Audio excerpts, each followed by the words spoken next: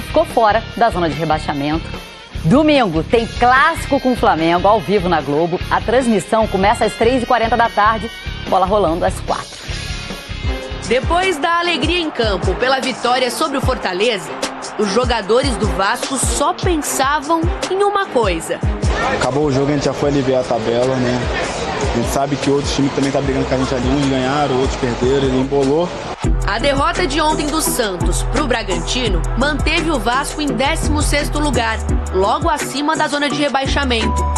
Domingo tem clássico contra o Flamengo, um jogo que traz um sentimento especial para o técnico Ramon Dias. Pela primeira vez ele vai trabalhar à beira do gramado no Maracanã. Isso porque, na única partida do Vasco no estádio, depois da chegada do treinador argentino, ele estava suspenso.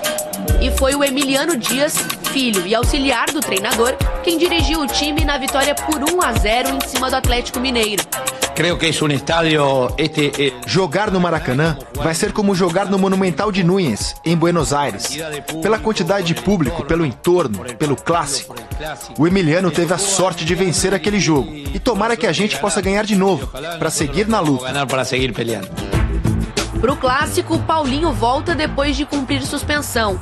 O chileno Medel foi absolvido no julgamento da expulsão contra o Santos e também está disponível.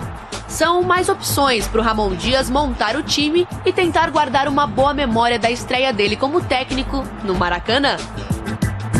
Passes no ataque, 8 cruzamentos, 4 ações na área rival. Francês foi o nome desta partida, Renato Rodrigues. E o Ramon Dias já falou outras vezes, vem falando nas suas entrevistas, não vai barrar. O Vasco tá brigando para não cair nesse campeonato brasileiro. E o que a gente tem do francês aí? Olha, vou te falar, com o desempenho que vem tendo, com a organização, tem boas chances de não barrar, como diz Dom Ramon. Mas um bom jogo do Vasco, acho que de uma maneira geral o Vasco foi melhor dentro do confronto. E falar de Payet ontem, que é o gol que garante 3 pontos. A dimensão desse gol é importante, gente. A gente tem que olhar que é um gol num jogo muito duro, um jogo complicado, e que tem ali um gol de muito que é individual, né? De ele chamar. Mas tem também durante o jogo uma mudança de posicionamento do Payet, que é meio que obrigado por causa da lesão do Marlon Gomes, que coloca o Vasco mais à frente, né? Que coloca o Vasco numa condição mais ofensiva e que chega esse gol com o Payet jogando um pouco mais por dentro. A gente falou muito de um Payet. Começa o jogo pelo lado esquerdo, mas claro, sempre flutuando para dentro, fazendo esse movimento, mas a partir da lesão do Marlon, ele vai pro centro, ele vira um dos meio-campistas ali.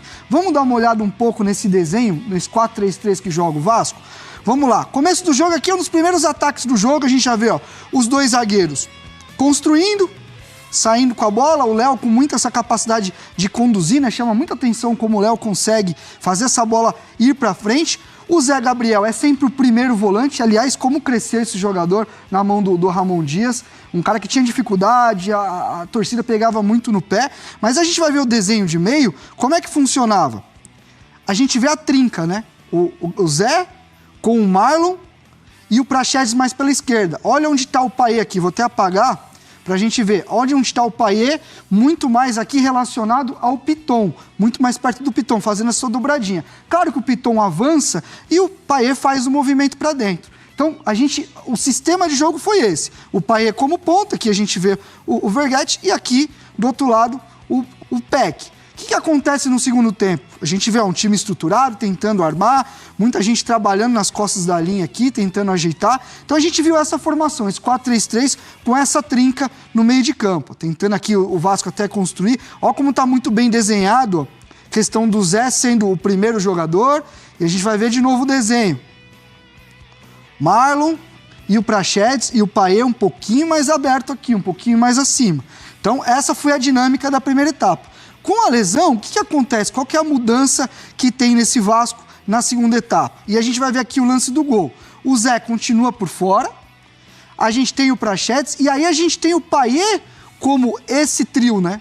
Claro que você tem o Payet, comparando com o Marlon Gomes e com o próprio Praxedes, você tem um meio atacante na linha de meio-campistas.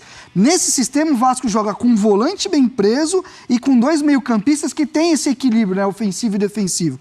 Com o Payet, você tem um triângulo que ele fica um pouco mais torto, porque o Payet é mais meia atacante, né? Ele é até mais atacante que meia em vários momentos. Então foi um Vasco mais ofensivo, rodando a bola. O que faz o Ramon Dias? Ele traz o Peck para o lado esquerdo para fazer o que o Payet fazia na primeira etapa. E aí a gente viu um Payet, ó, mais perto do gol, flutuando mais, ó, e fazendo essa dupla com o Praxedes. Ó, claro que ele tem essa questão de costume de cair pelo lado esquerdo, vai tentar aqui fazer um movimento de triangulação. Mas olha como a jogada do Vasco vai se desenvolvendo e acho o Payet num espaço de campo onde ele pode ser mais decisivo. Eu até entendo a trinca que começa o jogo, eu acho ela um pouco mais equilibrada. O Payet é um cara que, dos três, é o que vai menos te entregar defensivamente, mas é o cara que aqui, ó, olha a partir de agora o movimento dele nos espaços. Olha como ele fica sempre de olho na bola. Ó, fez o movimento aqui, viu o espaço, foi no espaço, a bola não entrou. E olha o que ele faz.